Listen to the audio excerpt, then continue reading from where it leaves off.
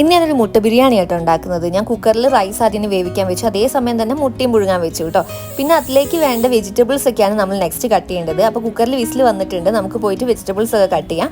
തക്കാളിയും ഉള്ളിയും അതേപോലെ തന്നെ ജിഞ്ചർ ഗാർലിക് ചില്ലി പേസ്റ്റും ഉണ്ടാക്കി വെച്ചിട്ടുണ്ട്. ഇനി അടുപ്പത്തൊരു പാൻ വെച്ച് മുളക് പൊടി, മഞ്ഞൾപ്പൊടി, ഉപ്പും പൊടി കുറച്ചിട്ടിട്ട് അതിൽ ഈ നമ്മൾ പുഴുങ്ങി വെച്ചിരിക്കുന്ന മുട്ടയും കൂട്ടിയിട്ട് ജസ്റ്റ് ഒന്ന് ഫ്രൈ ചെയ്തെടുക്കുക കേട്ടോ. അതൊന്ന് ഫ്രൈ ആയി കഴിയുമ്പോൾ എടുത്ത് വെച്ചിട്ട് അതേ വെളിച്ചെണ്ണയിലേക്ക് ഉള്ളി ഒന്ന് വഴന്ന് വരുമ്പോഴത്തേക്ക് നമ്മൾ ജിഞ്ചർ ഗാർലിക് ചില്ലി പേസ്റ്റും അതൊന്ന് നായി വരുമ്പോഴത്തേക്ക് അതിലേക്ക് തക്കാളിയും വെച്ച് നന്നായി വഴറ്റിയെടുക്കുക. അതിലേക്ക് നമ്മൾ തൈര്, ഗരം മസാല, ഉപ്പ് ആവശ്യത്തിന് ആഡ് ചെയ്തിട്ട് നമ്മൾ ഫ്രൈ ചെയ്ത മുട്ടയും കൂടി വെച്ചിട്ട് കുറച്ച് നേരം ഒന്ന് അടച്ചു വെക്കുക കേട്ടോ. അതിന് ശേഷം റൈസ് എടുത്തിട്ട് അതിൻ്റെ മുകളിൽ വെച്ച ശേഷം ജസ്റ്റ് ഒന്ന് ചൂടാക്കുക.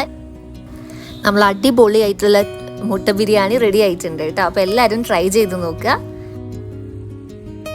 അപ്പോൾ ചാനൽ ഇതുവരെ സബ്സ്ക്രൈബ് ചെയ്തിട്ടില്ലെങ്കിൽ ഒന്ന് സബ്സ്ക്രൈബ് ചെയ്യാം കേട്ടോ. പുതിയൊരു വീഡിയോ ആയിട്ട് കാണുന്നവരെ ടാറ്റാ.